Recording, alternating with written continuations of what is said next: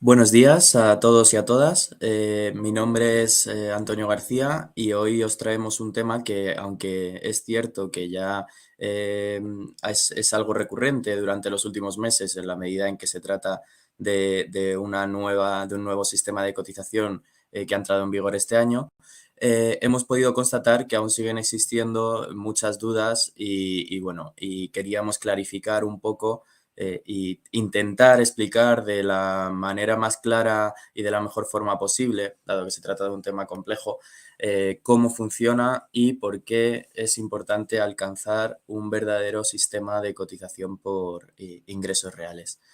En primer lugar, y antes de entrar en el meollo y pasar a explicar el asunto de las cotizaciones de autónomos, es importante y me gustaría aclarar que las cotizaciones no son un impuesto, ¿vale? No estamos hablando de un impuesto que las personas trabajadoras autónomas tengan que abonar por trabajar, como así se ha podido entender tradicionalmente. Un impuesto va destinado al arreglo de carreteras, a la sanidad, al pago de la electricidad en las calles, arreglar parques. Sin embargo, las cotizaciones a la seguridad social no van destinadas a eso, van destinadas a la propia protección y bienestar social de la sociedad en su conjunto cuando tiene situaciones de necesidad y de la propia persona trabajadora que contribuye. Esto es importante tenerlo en cuenta, dado que una mayor o menor cotización no implica una fiscalidad más alta. Implica que en su momento, si tenemos una situación de necesidad, percibiremos una protección social pública que se ha demostrado a lo largo de muchas, bueno, de muchas etapas que es especialmente relevante para poder mantener bueno, el nivel de vida que se tiene antes, durante el ejercicio de la actividad, cuando no es posible llevarla a cabo en circunstancias normales o cuando incluso esta empieza a decaer y necesitamos, pues bueno, rearmar nuestra situación profesional. Bueno, dicho esto, y remarcada la importancia de la seguridad social y de cotizar a la seguridad social, vamos a pasar a hablar, en primer lugar, de cuál era el sistema del que partíamos. Vamos a hablar de cuál es el sistema del que partíamos, porque a pesar de que ya no se encuentra vigente y que ya lo hemos dejado atrás por fin, es importante saber cuál era el punto de partida para conocer cuál va a ser el escenario durante los próximos años y por qué desde OTAE siempre hemos defendido que o sea, que un sistema de cotización por ingresos reales era lo que verdaderamente se debería implantar y lo que verdaderamente sería justo y proporcional en cuanto al principio de contributividad que rige en la seguridad social, que no significa otra cosa que cada persona deba contribuir conforme a su capacidad económica y en función de esa contribución recibirá unas prestaciones menores o mayores. Bueno, el antiguo sistema de cotización se basaba en una libertad absoluta de elección de bases. Las únicas limitaciones que existían de bases de cotización, las únicas limitaciones que existían era una base mínima y una máxima. Y entre la base mínima y la base máxima, cada persona podía elegir libremente cuál era su base de cotización, ¿vale? Estaríamos hablando, en ese caso, de que la mayoría de las personas en su momento, y con esta idea que hemos explicado al principio de que la cuota a la seguridad social es un impuesto, elegían, cerca del 85% de las personas elegían la base mínima, ¿vale? Eso se traducía en que los trabajadores autónomos a la hora de recibir prestaciones no recibían prestaciones que verdaderamente cumplían con su naturaleza, que no es otra que la de renta de sustitución. Cuando hablamos de renta de sustitución, hablamos de que las prestaciones a la seguridad social tienen la función de sustituir los rendimientos que nosotros obtenemos con el ejercicio de nuestra actividad cuando existen, como hemos dicho, ciertas circunstancias que nos impiden realizarla o cuando la propia actividad empieza a a adolecer, a no tener viabilidad económica. Entonces, dentro de ese sistema de libertad de elección de bases, como ya he adelantado, un 85% de las personas cotizaban por la base mínima, con independencia de lo que ingresasen. ¿Vale? Esto significa que estaba cotizando igual una persona que ingresase 10.000 euros al mes como una persona que a lo mejor ni siquiera llegase al salario mínimo interprofesional o peor aún, tuviese pérdidas económicas. ¿Vale? Entonces, ahí nos encontramos con dos anomalías. Primero, los que cotizaban, los que podrían cotizar mucho más porque su capacidad económica se lo permiten, no cotizaban acorde a esos ingresos que percibían y por lo tanto no atendíamos al principio de contributividad y de solidaridad que también rige en el sistema de seguridad social. Y por otro lado, nos encontrábamos con que había personas que, teniendo una capacidad económica mucho menor, muy bajita e incluso nula, estaban sobrecotizando, porque como mínimo tenían que elegir una base que rondaba, no llegaba, pero rondaba los 1.000 euros. Estamos hablando de que el último año la última base de cotización mínima eran 960 euros.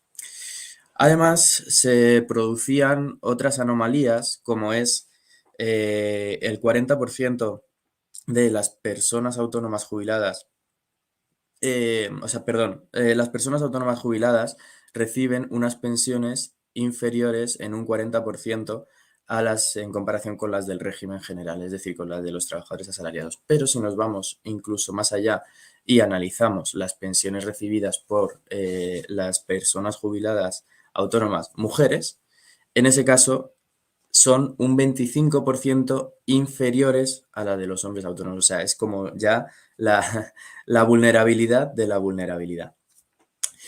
Entonces, ¿por qué ocurría esto? Porque con independencia, como hemos ya remarcado en varias ocasiones, de la capacidad económica de cada persona, la mayoría cotizaban por la base mínima. Y lo que llevaba era a obtener unas pensiones menores, unas prestaciones menores y que no cumplían esa función de renta sustitutoria. Así se demostró esta necesidad de aprobar y de modificar el sistema hacia un sistema de cotización por ingresos reales durante la pandemia. Durante la pandemia se tuvieron que aprobar prestaciones extraordinarias para que las personas autónomas que tuvieron que cerrar sus negocios o vieron una bajada de facturación muy acentuada, pudieran percibir algún tipo de renta que les permitiese subsistir durante esos momentos de tal incertidumbre y que incluso en ocasiones ni siquiera podían ejercer su propia actividad. Estas prestaciones se establecieron en función de la base de cotización de cada persona. ¿Qué pasó? Que a pesar de que probablemente haya sido en la historia de España haya sido el momento en el que mayor protección social han tenido las personas trabajadoras autónomas, había muchas personas que les parecía absolutamente insuficiente. Y les parecía absolutamente insuficiente porque esa renta que recibían no era acorde a los ingresos percibidos y no era más que por la circunstancia de que cotizaban por unas bases inferiores a los ingresos que verdaderamente recibían. Es importante puntualizar que cuando hablamos de ingresos no hablamos de facturación. Hablamos del rendimiento neto, o sea, estaríamos hablando de los ingresos de la persona, ¿vale? Estaríamos hablando de los ingresos que obtiene la persona una vez deducidos todos los gastos de la actividad, es decir, lo que queda para el sustento económico, personal y familiar de la persona trabajadora autónoma. Así que nada, en ese sentido, una vez explicado de dónde partíamos, como es obvio, Uatae siempre defendía el avance hacia una cotización por ingresos reales que permitiese optimizar todas estas carencias, deficiencias, injusticias que tenía el anterior sistema de cotización. Vale. Entonces, una vez alcanzada la reforma, tenemos que explicar cómo se va a articular este nuevo sistema de cotización por ingresos reales, porque no hablamos de que en 2023 haya entrado en vigor un sistema de cotización por ingresos reales puro. Un sistema de cotización por ingresos reales puro sería aquel en el que, conforme a los rendimientos netos obtenidos por cada persona, se cotizase el porcentaje, los tipos de cotización establecidos por cada una de ellas. Sin embargo, esto no es así porque, bueno, en el marco de las negociaciones que se tuvieron con el Ministerio de Seguridad Social, se planteó que el partir de un sistema de libertad de elección de bases absoluto a un sistema de cotización por ingresos reales absoluto iba a implicar un cambio de paradigma muy relevante y que va a ser muy difícil de asumir por parte de los trabajadores y las trabajadoras autónomas. Entonces, en ese sentido, lo que se planteó es un sistema transitorio, ¿vale? Durante un máximo de 9 años. Cuando digo un máximo, me refiero a que está previsto que pueda durar hasta 9 años, pero también es posible que en el marco del diálogo social se reduzca ese espacio temporal y pueda implantarse un sistema de cotización por ingresos reales puro antes del año 2032. ¿Vale? Entonces, durante estos 9 años o menor tiempo, en caso de que así se acuerde, ¿qué es lo que va a estar vigente? Va a estar vigente un sistema de cotización híbrido, es decir, hablamos de una cierta libertad de elección y de una cierta limitación en función de los ingresos reales. Cuando hablamos de limitación, hablamos tanto de limitación inferior como superior, en función de los ingresos reales que obtenga cada persona. Bueno, ¿y cómo funciona este nuevo sistema de cotización? Este nuevo sistema de cotización, que insisto, es híbrido, no es el sistema final, funciona de la siguiente manera. Se han establecido 15 tramos, ¿vale? 15 tramos de ingresos. Es decir, cada persona, en función de los ingresos, recordemos que no son ingresos de facturación, sino rendimientos netos, en función de los ingresos que obtenga, estará encuadrada en uno de esos 15 tramos y cada uno de esos tramos tendrá asignada una base de cotización mínima y una máxima, de manera que dentro del tramo en el que nos encuadremos podremos tener cierta libertad de elección. Como mínimo tendremos la base mínima establecida para ese tramo. Como máximo podremos elegir la base máxima establecida para ese tramo. Y dentro de esa libertad de elección que se ha establecido, podremos elegir cualquier base de cotización comprendida entre la mínima de nuestro tramo y la máxima de nuestro tramo. ¿Cuál es el problema que se planteaba aquí? Pues bueno, el principal problema es que nosotros, los autónomos, cotizamos durante el año en el que estamos ejerciendo la actividad. Sin embargo, no conocemos los ingresos verdaderamente obtenidos hasta que a final de año, pues bueno, ya cerramos nuestra contabilidad, cerramos nuestros libros contables y al año siguiente presentamos la declaración de la renta, que esa es la que nos va a dar una imagen fiel de cuáles han sido verdaderamente nuestros ingresos de los que disponemos, es decir, nuestra renta disponible. Entonces, ¿cómo se ha solucionado esto? Se ha solucionado esto permitiendo que cada persona pueda hacer una estimación de lo que va a percibir, de lo que va a ingresar, del rendimiento que le queda de su actividad económica cada año, ¿vale? Dentro de esa estimación, podrá elegir y modificar hasta 6 veces al año unas bases de cotización provisionales, ¿vale? Significa que no estamos hablando de que se vaya a quedar con esas bases de cotización en caso de que luego su previsión de ingresos no se ajuste a lo que realmente ha obtenido al final del ejercicio, ¿vale? Entonces, es importante que esas bases de cotización provisionales se vayan adaptando a los ingresos verdaderamente obtenidos bueno, pues durante el periodo en el que estemos, ¿no? A lo mejor no es necesario en determinadas actividades modificarlos cada 2 meses, se puede modificar pues a lo mejor la modificamos una vez al año, 2 veces al año, cada uno en función de su actividad tendrá que ir viendo. ¿Y por qué es importante ir adaptándolas y no esperar hasta el final o hasta la regularización que haga la Seguridad Social, que luego hablaremos de ella? Porque durante ese año en el que las bases son provisionales, podemos tener ciertas o pueden suceder ciertas contingencias por las que necesitemos que nuestra cotización esté adaptada a nuestros ingresos. Podemos enfermar, podemos tener un accidente de trabajo, podemos bueno, pues, ser beneficiarios o beneficiarias de la prestación por nacimiento de hijo, del riesgo en el embarazo.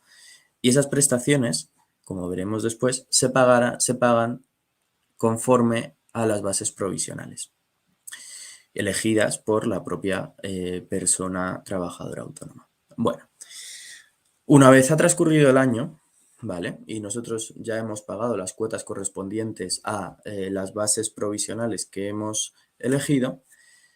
Cuando se presenta la declaración de la renta en la agencia tributaria, es la propia agencia tributaria la que se encarga de enviar a la Seguridad Social nuestros datos económicos. Es decir, nosotros no tenemos que hacer absolutamente nada. Y la Seguridad Social comprobará. ¿Qué puede ocurrir cuando la Seguridad Social compruebe si efectivamente las bases de cotización elegidas por nosotros durante el año coinciden con el tramo de ingresos o se encuentran dentro de las previstas para el tramo de ingresos en el que nos encontramos finalmente?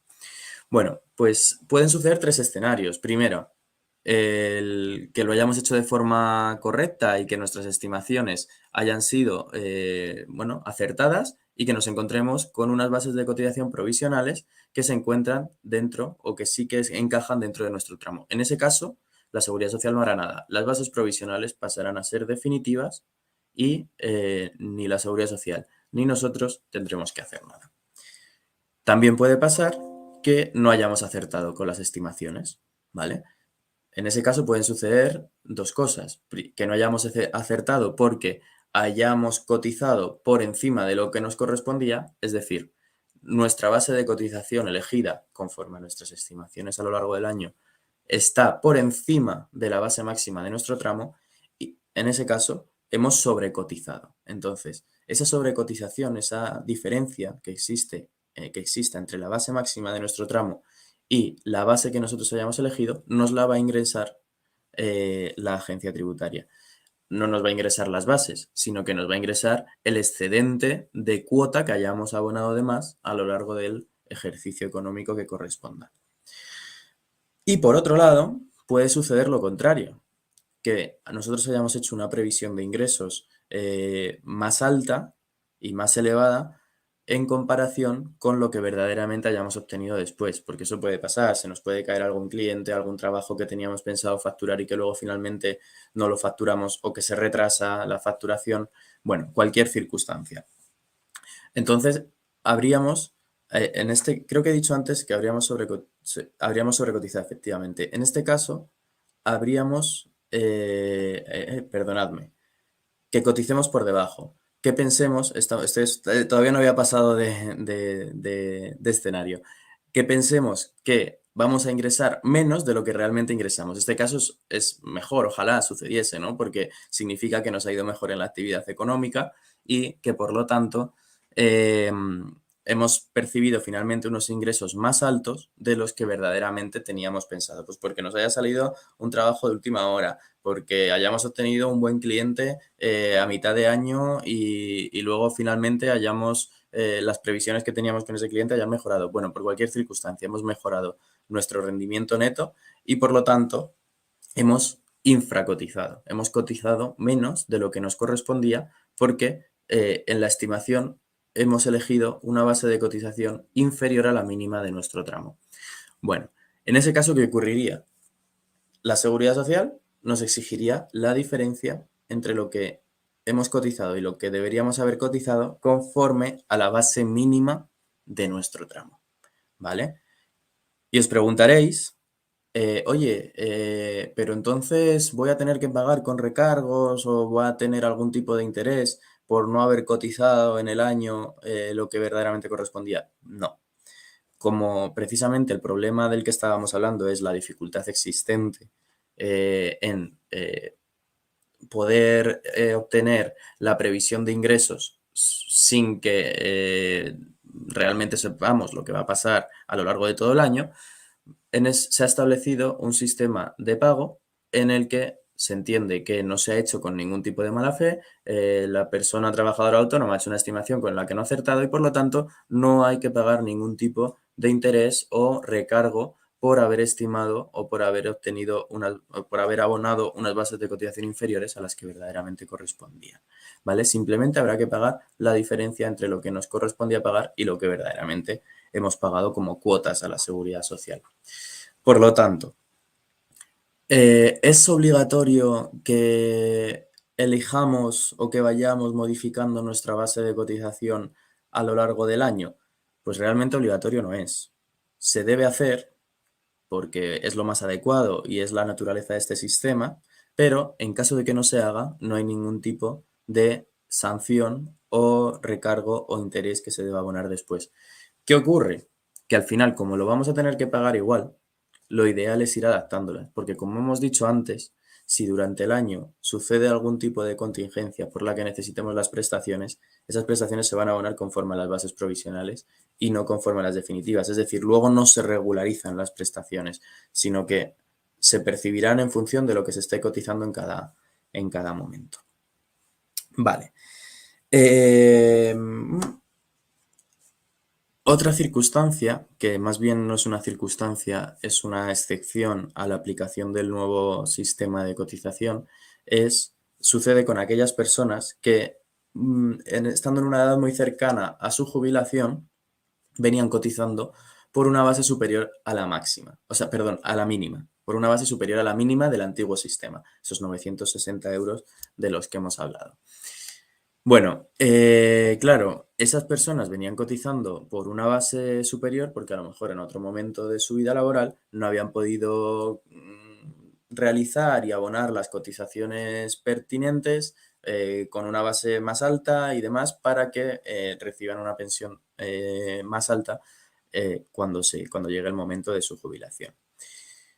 Para no romper esas carreras de cotización y para no romper esa circunstancia y todo lo que habían venido abonando con el antiguo sistema, que habían hecho el esfuerzo de contribuir por una base de cotización mayor, pudiendo elegir la mínima, existe la posibilidad de, aunque ahora se encuentren en un tramo que no contemple o cuya base de cotización máxima sea inferior a la que venían cotizando, pueden mantener la base de cotización que tenían a 31 de diciembre del 2022. ¿Vale? La pueden mantener por esa circunstancia que hemos dicho de continuar con esa carrera de cotización de cara a su jubilación, con independencia de que esa base sea superior a la máxima establecida para su tramo. ¿Cómo se puede hacer esto? No eligiendo bases provisionales. Es decir, si quienes las haya elegido ya no lo puede hacer, pero quienes no las hayan elegido todavía a lo largo de este año han venido abonando la misma base de cotización, la misma cuota equivalente a la base de cotización que mantenían o que tenían a 31 de diciembre del 2022. Bueno, pues en este caso, si durante todo el año han mantenido esa misma base de cotización sin haber elegido o sin haber cambiado la base de cotización provisionales, lo que hará la Seguridad Social el año que viene, cuando llegue el momento de la regularización, es enviar una carta a esa persona por la que le dirá, oye, has venido abonando esto, te correspondía abonar menos, ¿quieres renunciar o quieres que te devolvamos? Y será la persona la que tendrá que elegir si renuncia a esa devolución a cambio de que tener unas bases de cotización mayores de cara al cálculo de su pensión de jubilación o si prefiere que se lo devuelvan y mantener las bases de cotización que le correspondían conforme a su tramo, con la consecuente o con la incidencia, mejor dicho, que puede tener eso en el cálculo de su pensión de jubilación.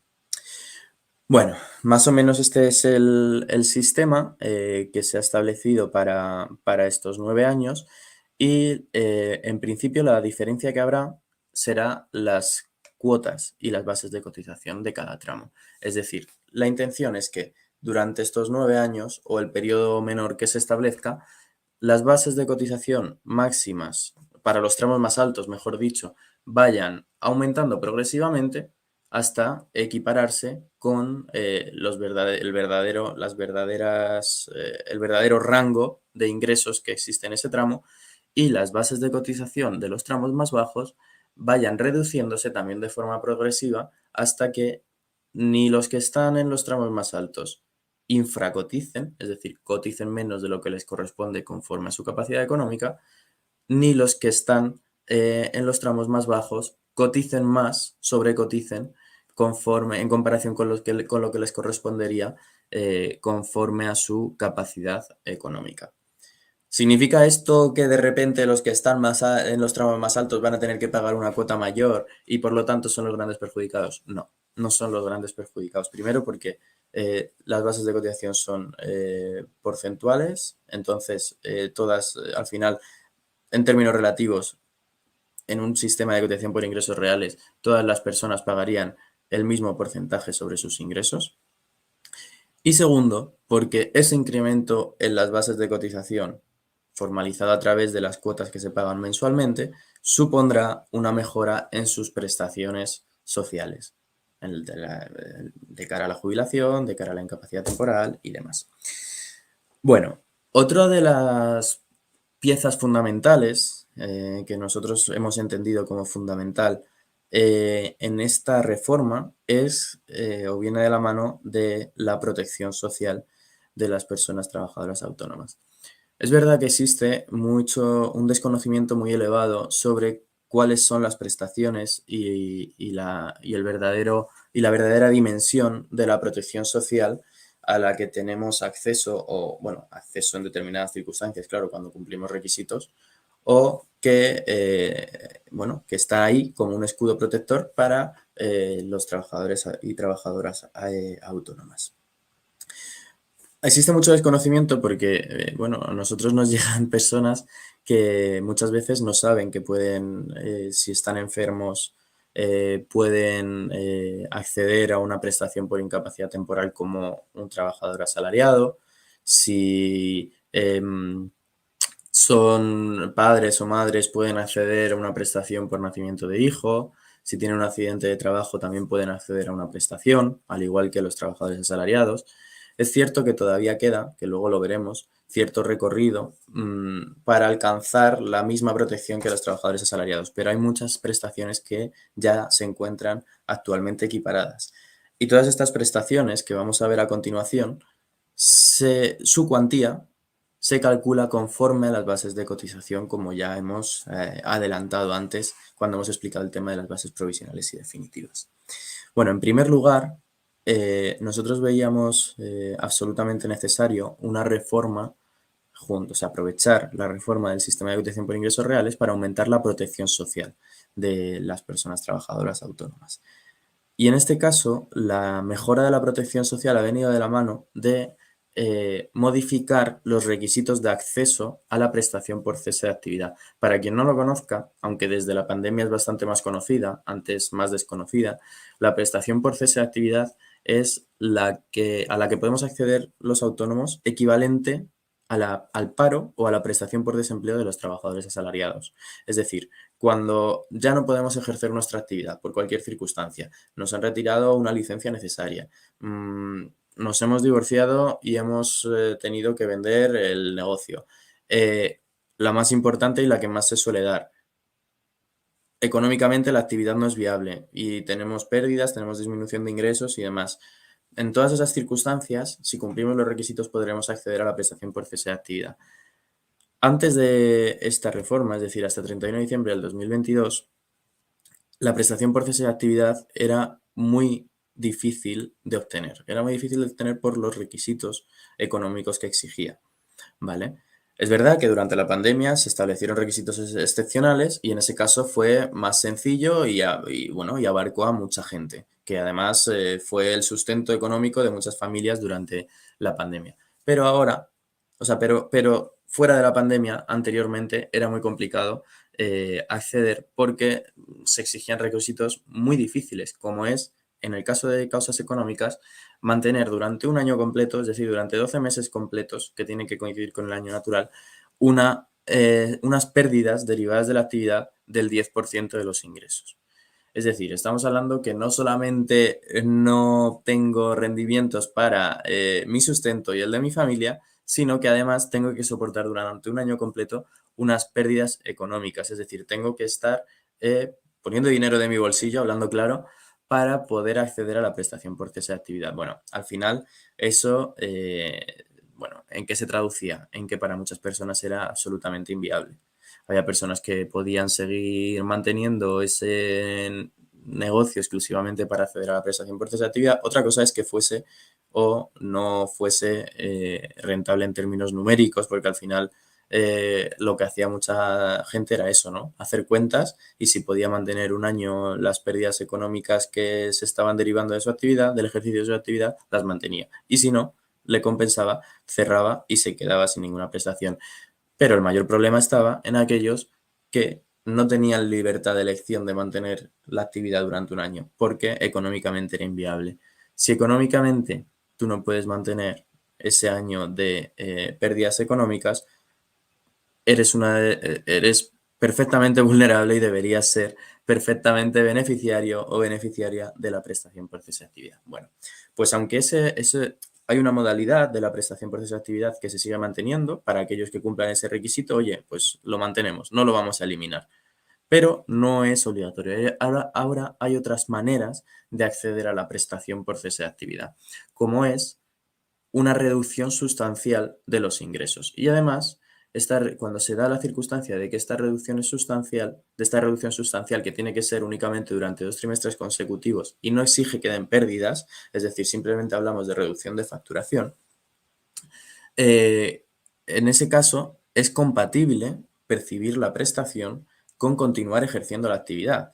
Aquí la persona beneficiaria de la prestación tendrá que ver si esta reducción de los ingresos es transitoria y prevé una mejora de la actividad o si realmente no va a prever ningún tipo de mejora y no es transitoria, podrá cesar en la actividad, percibir la prestación que le servirá bueno, para su sustento mientras encuentra otro trabajo, inicia otra actividad por cuenta propia o bueno, la circunstancia en la que se encuentre cada uno o cada una. ¿Qué otras dos prestaciones o qué otras dos modalidades, mejor dicho, de prestación por cese de actividad se han aprobado? Se han aprobado prestaciones por cese de actividad para épocas o periodos, mejor dicho, de crisis económicas, de crisis como el coronavirus, de tal forma que ya no van a ser extraordinarias. Ya, al igual que con el mecanismo RED para los trabajadores asalariados que se aprobó tras la pandemia, eh, viendo que era necesario por todo lo que había sucedido con los ERTES y demás, también se ha aprobado prestaciones que, como he dicho, son para determinados supuestos de crisis económica o de fuerza mayor y que serán activadas cuando bien haya una crisis económica de un sector concreto, ¿vale? Pues como ha podido ser anteriormente el transporte, que cuando se incrementaron el precio de los combustibles de forma tan brusca y sin ningún tipo de progresividad, o puede ser pues cuando estalló el volcán de La Palma y allí en concreto hubo muchas actividades, muchos negocios, muchos pequeños autónomos, también me imagino que grandes, que se vieron afectados. Y luego puede ser, en vez de un ámbito concreto, a nivel global, es decir, pues como podía haber sido en la crisis económica del 2008. Y estas prestaciones también son compatibles con el ejercicio de la actividad, es decir, están previstas para poder mantener las actividades una vez desaparezcan las circunstancias que han provocado que las actividades económicas que se hayan visto afectadas hayan bajado su facturación o su viabilidad económica. Bueno, ¿qué otro tipo de prestaciones, aunque estas no han sido modificadas por la nueva reforma, pero ya que estamos hablando sobre esto, vamos a hacer un pequeño repaso para que todos los asistentes sepan que, bueno, ya hemos avanzado algunas. Tenemos prestación por incapacidad temporal cuando nos ponemos enfermos. Tenemos prestación por enfermedad profesional y accidente de trabajo. Prestación por enfermedad grave de hijo, que esta es muy desconocida, pero cuando tenemos algún hijo o alguna hija con una enfermedad grave, cáncer, bueno, cualquier tipo de enfermedad grave, tenemos una prestación, tanto los trabajadores asalariados como nosotros y nosotras, los trabajadores autónomos. Luego, ¿qué más existe? Bueno, y maternidad, paternidad, riesgo en el embarazo, en general, muchas de las prestaciones que en el día a día puede necesitar, bueno, que a lo largo de su vida puede necesitar una persona trabajadora. Luego existen también en el marco de la protección social ciertas bonificaciones de cuotas, más allá de la inicial tarifa plana, que este año, con la entrada en vigor de esta reforma, se ha fijado en 80 euros mensuales durante el primer año, que se puede mantener durante un segundo año siempre que durante ese segundo año los ingresos no superen el salario mínimo interprofesional. Tened en cuenta que siempre, como hemos dicho, siempre que hablamos de ingresos, hablamos de rendimientos netos. Entonces, el primer año, los 80 euros, puede ser beneficiario de esa tarifa plana, o antiguamente conocida como tarifa plana, cualquier persona con independencia de sus ingresos. El segundo año el segundo año de actividad, solamente aquellas personas que ingresen por debajo del salario mínimo interprofesional. Existen bonificaciones por maternidad, existen bonificaciones por discapacidad, existen, aunque como no es el campo de esta intervención, no vamos a explicarlas detenidamente, pero todo esto se encuentra dentro de la protección social. Bueno, y una vez explicado todo esto, lo que pasamos es a enumerar lo que nosotros consideramos como retos pendientes y que seguimos reivindicando para conseguir una equiparación absoluta en derechos y obligaciones con los trabajadores asalariados y los trabajadores autónomos. Es decir, que los autónomos tengamos exactamente los mismos derechos, también las mismas obligaciones que los trabajadores asalariados. En cuanto a cotización y protección social, obviamente no en cuanto al ejercicio de la actividad, que es totalmente distinta. Bueno, lo más importante, lo primero y más importante, continuar mejorando la prestación por cese de actividad. ¿Vale? Consideramos que se ha conseguido un avance, pero que sigue siendo necesario seguir avanzando y seguir estudiando medidas de mejora para la prestación por cese de actividad, para mejorar la prestación por cese de actividad y convertirla en verdaderamente accesible, como así sucede con la prestación por desempleo. Subsidios, muy importantes. El subsidio para mayores de 52 años, si no has cotizado previamente como asalariado, no lo puedes percibir como trabajador autónomo. Esto significa que no se están excluyendo de un subsidio que está previsto para aquellas personas más vulnerables que tienen dificultades de inserción en el mercado laboral. Y nada explica que solamente por el hecho de ser trabajador o trabajadora autónoma tengamos una mayor, tengamos una mayor inclusión en el mercado laboral una vez alcanzamos edades cercanas a la jubilación. Nada. El subsidio cuando finaliza la prestación por cese de actividad. Cuando, en el caso de los trabajadores asalariados, cuando finaliza la prestación por desempleo, tienen todavía un subsidio en caso de que no hayan conseguido reinsertarse en el mercado laboral. Pues en el caso de los trabajadores y trabajadoras autónomas, no. Si finaliza nuestra prestación por cese de actividad, no tenemos derecho a ningún tipo de subsidio. Bueno, pues también hay que trabajar y hay que reivindicar eso hasta que se consiga. Lagunas de cotización de cara a la jubilación. Recientemente se ha aprobado una reforma del sistema de pensiones en el que se han conseguido mejoras importantes para las lagunas de cotización, tanto de los asalariados como por primera vez nos han reconocido a los trabajadores y trabajadoras autónomas lagunas de cotización, pero no de forma suficiente, ni de igual forma, de forma paralela a la de los asalariados, porque primero están limitadas en el tiempo, cosa que no pasa en los asalariados, y segundo, nos exigen haber, que es lo más importante, haber percibido previamente la prestación por cese de actividad, que como recordemos, aún continúa siendo ineficaz en determinadas circunstancias, pese a su mejora. Y bueno, sobre todo, y lo más importante, es que se alcance cuanto antes, sin necesidad de esperar al 2032, un verdadero sistema de cotización por ingresos reales en el que cada persona cotice en función de su renta disponible y reciba prestaciones adaptadas a su capacidad económica. Bueno, y esto sería un poco todo. Espero que haya servido para clarificar y para que entendáis un poco mejor el sistema, el nuevo sistema de cotización y el que pretendemos que se implante en un futuro y que verdaderamente esperemos que se implantará. Y nada, desde Watae quedamos a disposición para poder ayudaros en cualquier asunto que tengáis en relación a esto o relacionado con cualquier otra cosa de vuestra actividad. Así que nada, muchas gracias a todos y todas y que paséis un muy buen día.